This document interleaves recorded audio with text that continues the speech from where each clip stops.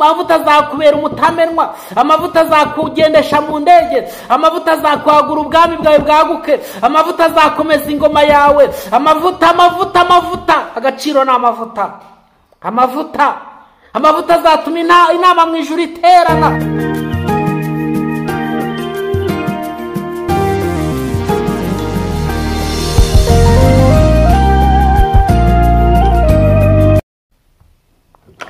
Shuti bakunzi babwira Yesu TV, aho muri ku mpera y'isi, aho muri ku bihugu bitandukanye, ku migabane itandukanye, aho muri Amerika, Aziya, Oceania, Autrichia na Australia. Mugisha w'Imana niwo tubahamagarira umunsi ku wundi ngo be muri mwebwe imitima yanyu ibe imitima mwebwe ahubwo ni Imana. Iyo yaba umuntu ari we wihaga kubaho, abantu benshi bakomeza bakabaho kuko haraba. Niyo mpamvu ijambo ry'Imana rivuga ngo ni Imana yimura imisozi. Hari n'igihe rero Imana ikomeza umuntu, yamara kumukomeza yarangiza ikamugira nk'umusozi, ariko igihe kikazagera ikimura umusozi utabimenye, ikawubikana uburakari. Mu isi hajya habaho gukomera, abantu bagakomera bakagira amazina, hanze bikunze igihe kikunyuzeho kukigarura biragora, ariko wowe ubwawe ubashije kuba maso ugakorera mu gihe, ibyo ushaka byose bigakorerwa mu gihe, ntabwo uzicuza, ahubwo uzakora ibyo warindiriwe kubaho, kugira ngo Imana ikomeze yubake ubwami bwayo mu isi, cyangwa se yubake ubwami bwayo mu mitima y'abantu. Turasoma mu gitabo cyo kubara turasoma ijambo ry'Imana mu kubara igice cya 12. Nitumara gusoma ijambo ry'Imana mu kubara igice cya 12, hanyuma tuganira ijambo ry'Imana. Ariko wowe urimo kunyumva, wowe ukurikira ijambo ry'Imana, wowe ukunda ijambo ry'Imana, wowe ushaka kwaguka mu buryo bw'umwuka, wowe ushaka kubaho nk'umuntu udasanzwe mu isi y'abasanzwe, wowe ushaka kugira ngo uzakore mu gihe cyawe kandi ukora ibintu utazicuza, nagira ngo ngugire inama nkubwira ngo ibintu byose bibaho bishingiye mu mirimo Imana ikora, byanze bikunze, mu bibi no mu byiza. Dukwiriye kubaho mu buzima bushima Imana kandi bugaragaza gukora kw'Imana, kuko niyo yonyine yatangisha umurimo kandi niyo izawusohoza aho uri hose. Na rero mfata umwanya wo kuganira ijambo ry'Imana, ngira ngo dufatikanye kwaguka mu buryo bw'umwuka no mu buryo bw'iterambere, twibuka icyazanye Kristo kugira ngo aze kubihembura imitima, aze kuduhuza n'Imana, aze kudutabara, aze kutubera umucyo, aze kutubera umwuzuro wuzuye. Nuko Yesu ubwe ntiyazanywe n'amafaranga, ntiyazanywe n'umubyibuho, ntiyazanywe no gukomera nk'uko abantu bagendera mu gukomera bakabigira iturufu. Yesu yazanywe no kugira ngo yiyambure ubwiza n'icyubahiro yari afite mu ijuru, narangiza imibabaro yo mu isi yose ayinyuremo, ayihindura irembo. Namara kuyihindura irembo, hanyuma abanyamibabaro namara kujya ku musaraba, amaze kurambura amaboko ku musaraba, narangiza yireherezeho amahanga yose, abarushye n'abaremerewe bamusange abaruhure. Yesu aza kumenyesha iby'umwaka umwami agiramwo imbabazi, kugira ngo abantu bose babohoke, indushyi zibohoke, abapfakazi babone ihumure ryuzuye. Ntabwo ihumure ryuzuye rizanwa n'amafaranga. Amafaranga baha abantu bakiyahura kandi bayasize, gukomera kubaha abantu bakiyahura kandi babisize. Abantu bagira ingabo nyinshi zikabarinda, ariko igihe kikagera gukomera kwabo ntikubarinde, gukomera kwabo ntikubakize, ariko izina ry'Imana no gukora kw'Imana rihimbazwe, kuko izina ry'Imana rizahoraho. Ni Imana yimye ingoma itazarangira, itazahanguka. Ni Imana ifite ubutware, ni Imana ifite ubushobozi, ni Imana igira ikirema, yamara kukirema ikagikomeza. Kuyizera ntibikoze isoni, kuyizera bizamura umuntu mu mbaraga, bikamugendesha mu mavuta, bikamugendesha hejuru y'ibimuhiga bihari. Kumwizera uwizera Imana akayizeza umutima wayo wose, Imana iramurinda akaba amahoro masa, ikamurindira ahantu hataraho kurindirwa. Ingabo zigaterana, amahanga agaterana, ariko kuko yizera Imana Imana. Imana inezezwa no kubona umuntu mwisi ufite kwizera kihari kandi kikora, yarangiza ikaza ikomatana nawe, yarangiza igatindana nawe, yarangiza ikamuha ubwenge bwo guhindura ikirere ahagazemo, inshuti zikabimenya, abakomeye bakabimenya.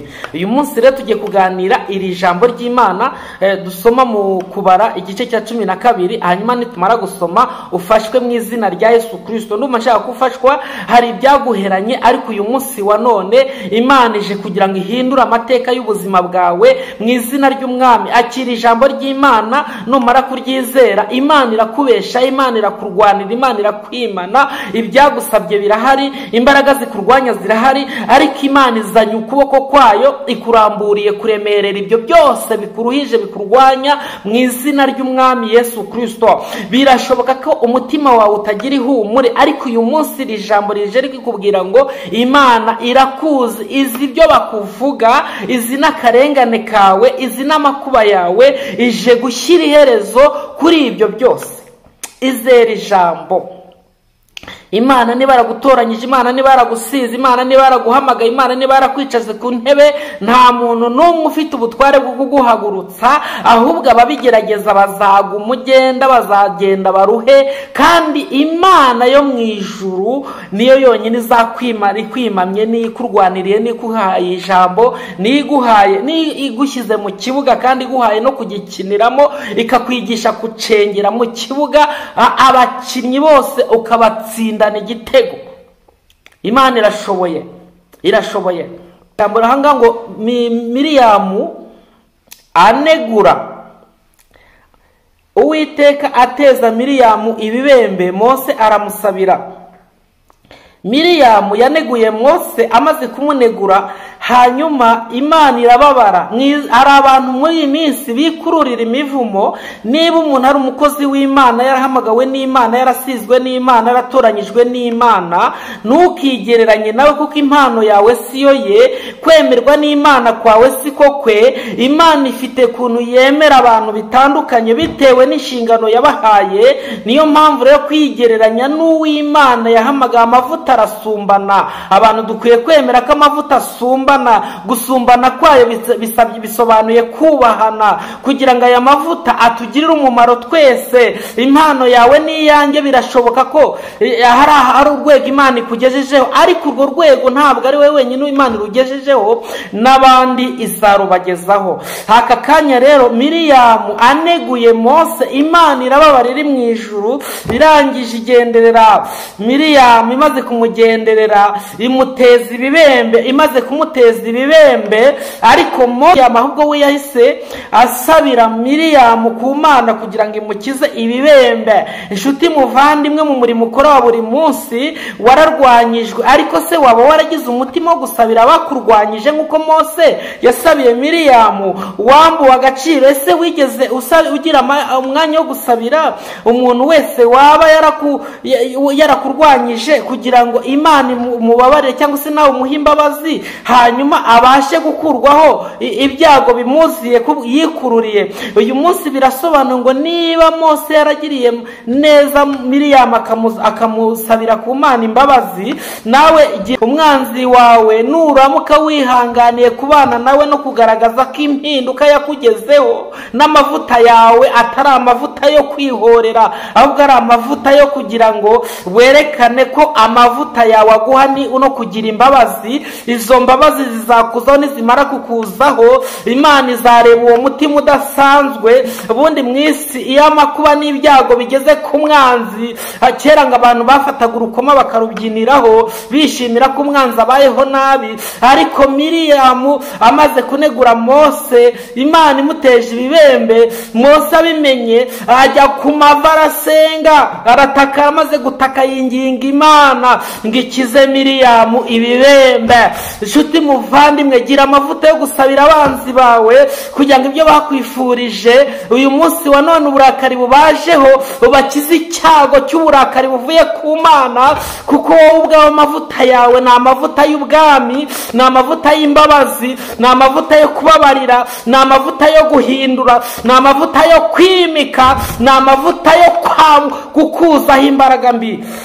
mu muryango w'ihema ry'ibonaniro ihamagara Miriyamu, Aroni na Miriyamu na Mose, ibahamagarira hamwe. Imaze kubahamagarira hamwe irababwira ngo kuki mwaneguye umugaragu wanjye Mose? Niba muri mwe harimo umuhanuzi tuvuganira mu nzozi, ariko Mose we akiranuka mu rugo rwanjye hose tuvugana akanwa ku kandi. Nshuti muvandimwe, hari amavuta atamenyerwa. Niba umuntu avugana n'Imana akanwa ku kandi, Imana ikamutangira ubuhamya, ikamwishimira, ikavuga ko akiranuka mu rugo rwayo rwose. Nshuti muvandimwe, ayo mavuta ntamenyerwa. Kumenyera ayo mavuta bingana no kwirangiza ubwawe, ukarangiza igihe cyawe n'amateka yawe. Ariko mu gihe Imana yagize uwo mubabaro, muri iyi minsi ya none abantu benshi bafite umuvumo, bafite umuvumo ubokama wo kunegura no kwigereranya mu bw'amavuta. Hari amavuta atamenyerwa.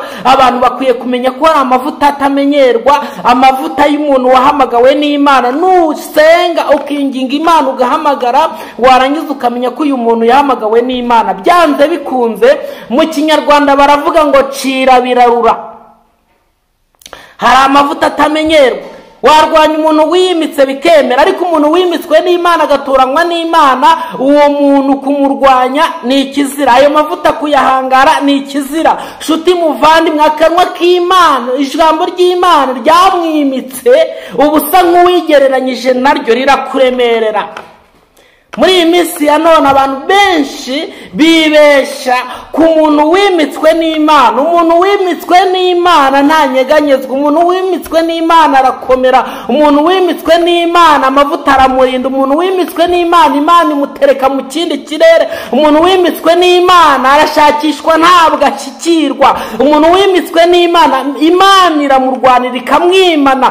Niba Imana yarababajwe nuko Aroni na Miriyamu baneguye Mose, ubwayo ikiyizira, uyu munsi Imana ije ku bantu bayikorera by'ukuri, bimitswe nayo, bakoreshwa nayo, kandi ije kubarengera no kubatabara no kubimana no kugaragaza akarengane kabo no kugaragaza guteshwa agaciro kwa Uwiteka. Araje kandi kuza kwe kuzanye ibimenyetso.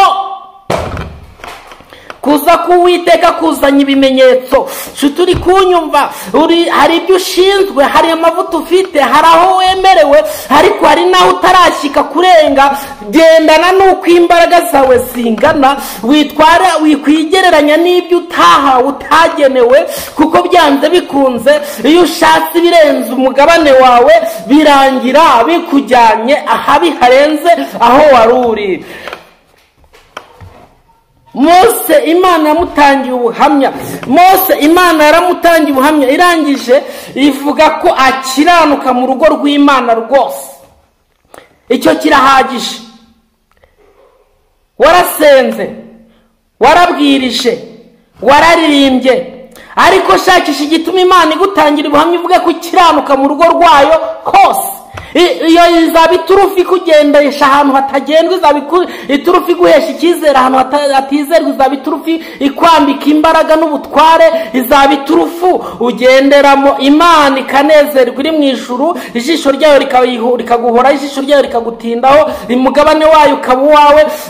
Data we, ndumva ndimo gufashwa, urimo kunyumva, wowe nkurikiye iri jambo ry'Imana uyu munsi wa none.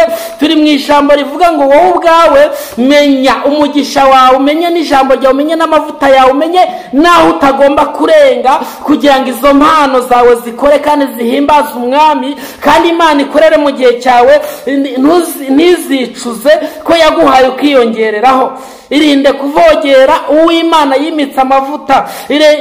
Dawidi umunsi umwe, umuntu wasobanukiwe amavuta ye, amavuta amuhesha kuyobora kandi akamuhesha no kwitwararika, naho yanyura no mu rugamba amenya uko arurwana. Kandi umuntu wimitswe n'Imana avuga make. Avuga make kuko abazi ko amavuta afite n'imbaraga afite n'Imana imuhagarikiye, kuvuga kw'Imana konyine kurangiza urugamba ahagazemo.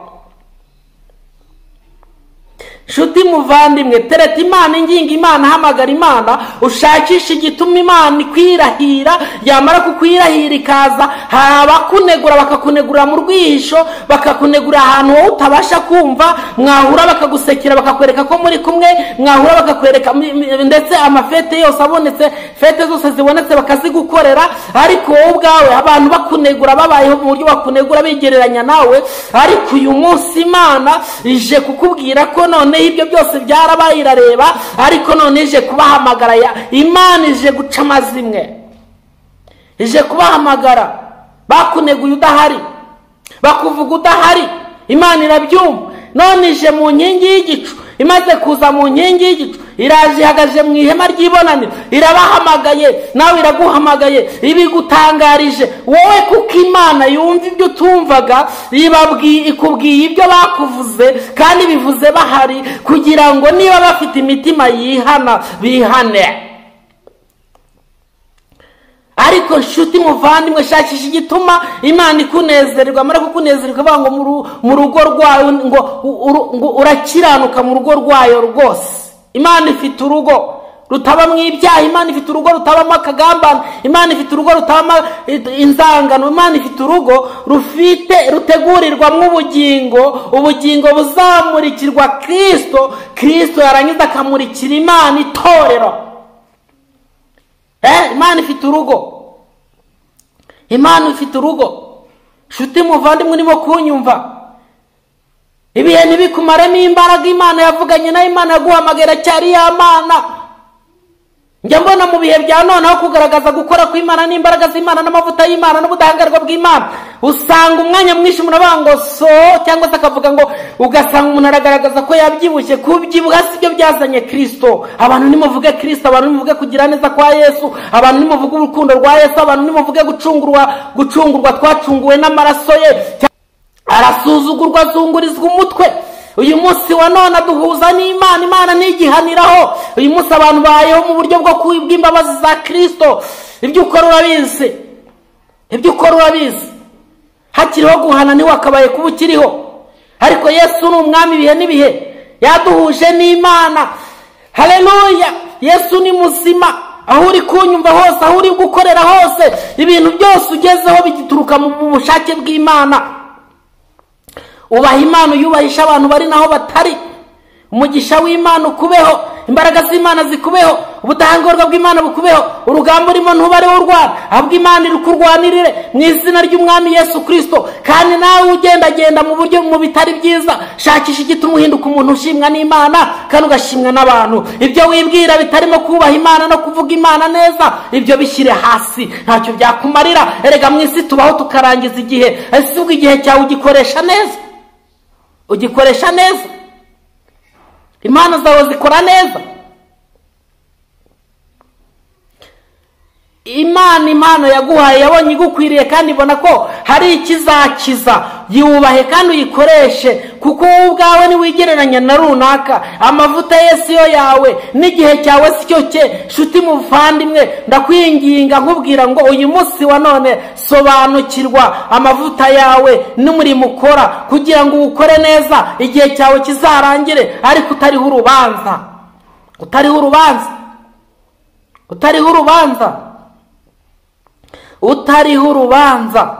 Amavuta Imana yaguhaye, azarwana utarwanye, azavuga utavuze.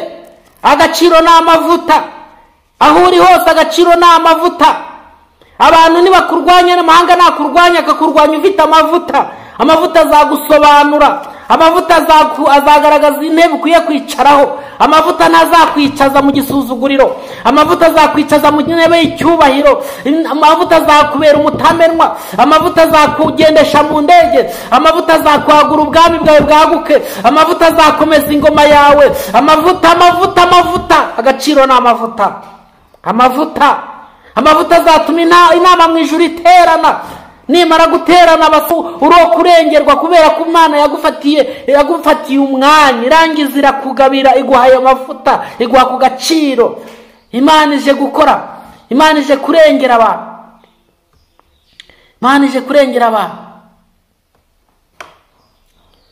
Imana itugenderera, Imana itutabara. Imana tutabare. Reba abo waneguye, reba abo wigereranyije nabo, amavuta yawe ntuyakoreshe, warangiza ukajya kunegura y'abandi kandi n'ayawe utarayakoresheje.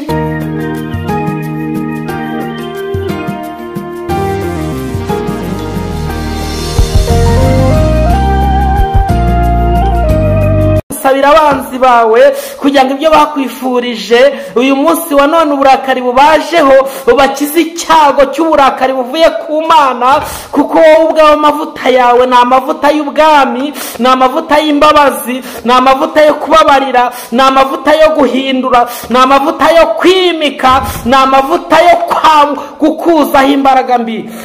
Umuryango w'ihema ry'ibonaniro ihamagara Miriyamu, Aroni na Miriyamu na Mose, ibahamagarira hamwe. Imaze kubahamagarira hamwe irababwira ngo kuki mwaneguye umugaragu wanjye Mose? Niba muri mwe hari nk'umuhanuzi tuvuganira mu nzozi, ariko Mose we akiranuka mu rugo rwanjye hose tuvugana akanwa ku kandi. Nshuti muvandimwe, hari amavuta atamenyerwa. Niba umuntu avugana n'Imana akanwa ku kandi, Imana ikamutangira ubuhamya, ikamwishimira, ikavuga ko akiranuka mu rugo rwayo rwose. Nshuti muvandimwe, ayo mavuta ntamenyerwa. Kumenyera ayo mavuta bingana no kwirangiza ubwawe, ukarangiza igihe cyawe n'amateka yawe.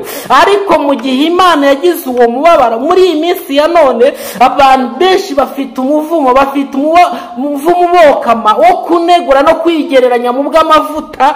Hari amavuta atamenyerwa. Abantu bakwiye kumenya ko hari amavuta atamenyerwa, amavuta y'umuntu wahamagawe n'Imana. Nusenga ukinginga Imana ugahamagara, warangiza ukamenya ko uyu muntu yahamagawe n'Imana. Byanze bikunze mu Kinyarwanda baravuga ngo cira birarura.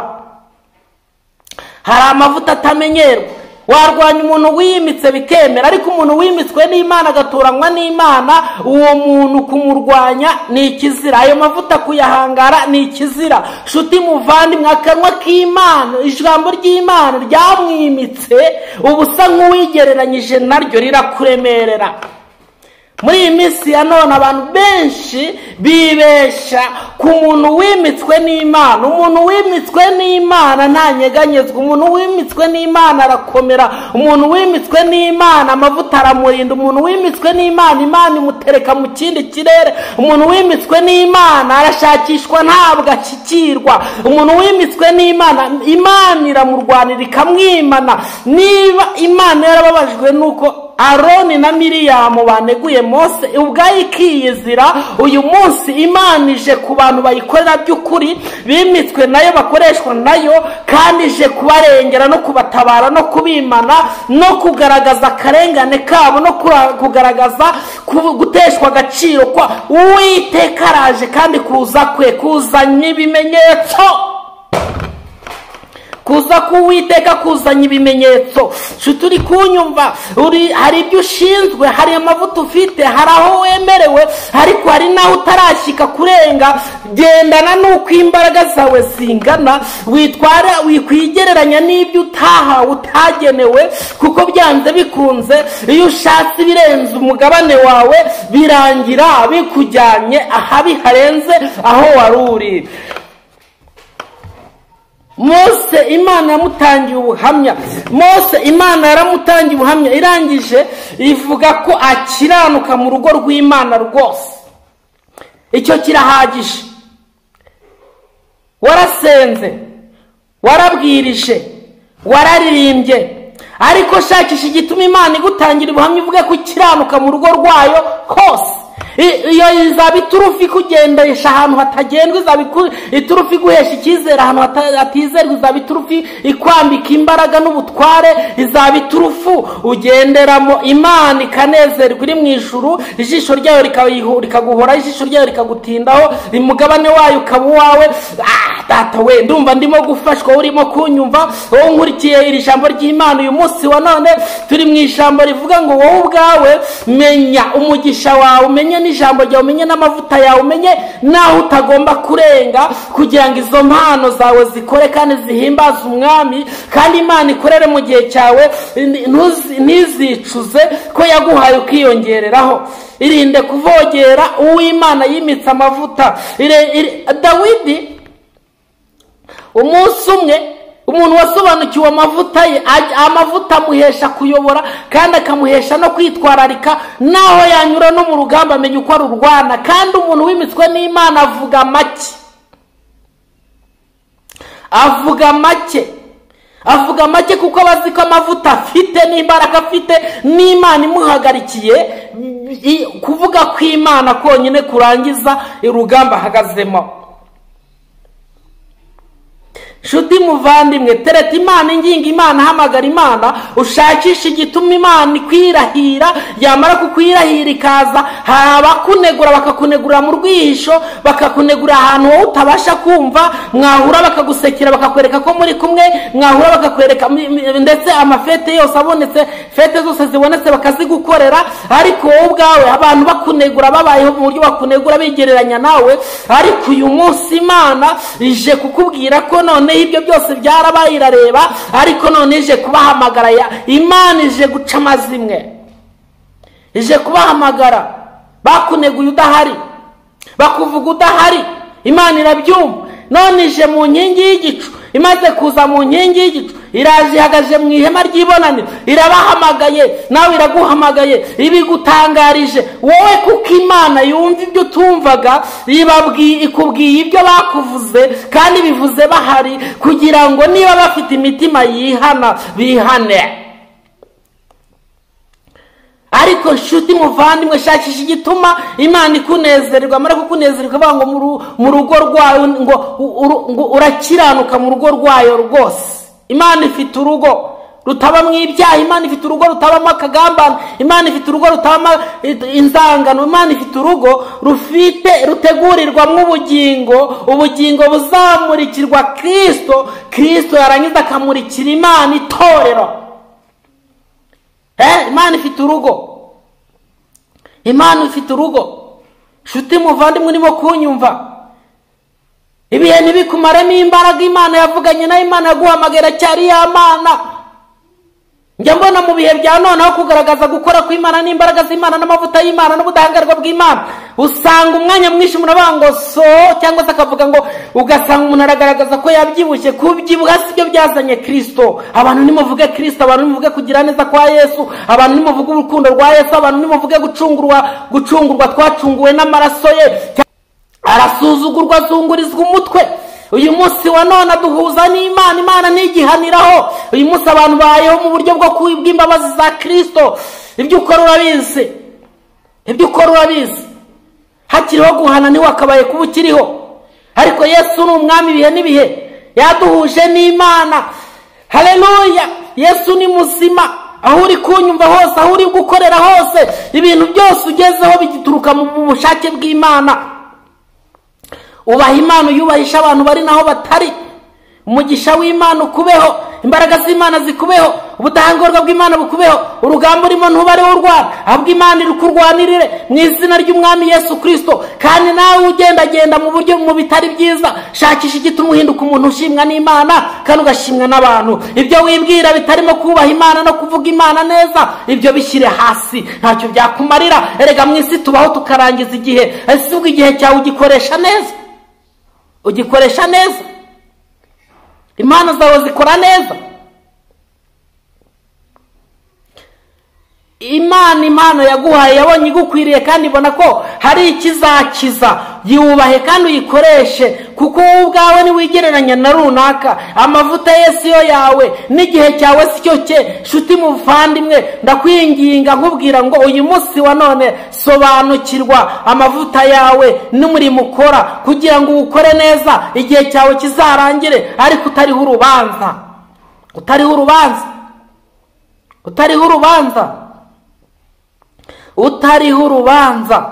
Amavuta Imana yaguhaye, azarwana utarwanye, azavuga utavuze. Agaciro ni amavuta. Aho uri hose agaciro ni amavuta. abantu nibakurwanya, n'amahanga nakurwanya akakurwanya ufite amavuta. Amavuta azagusobanura, amavuta azagaragaza intebe ukwiye kwicaraho, amavuta ntazakwicaza mu gisuzuguriro, amavuta azakwicaza mu ntebe y'icyubahiro, amavuta azakubera umutamenwa, amavuta azakugendesha mu ndege, amavuta azakwagura ubwami bwawe bwaguke, amavuta azakomeza ingoma yawe. Amavuta, agaciro ni amavuta. Amavuta azatuma inama mu ijuru iterana. Nimara guterana uro kurengerwa kubera ko Imana yagufatiye umwanya, irangiza irakugabira, iguhaye amavuta, iguha ku gaciro. Imana ije gukora, Imana ije kurengera abantu, Imana ije kurengera abantu. Imana itugenderere, Imana itutabare, Imana itutabare. Reba abo waneguye, reba abo wigereranyije nabo. Amavuta yawe ntuyakoreshe warangiza ukajya kunegura y'abandi kandi nayawe utarayakoresheje.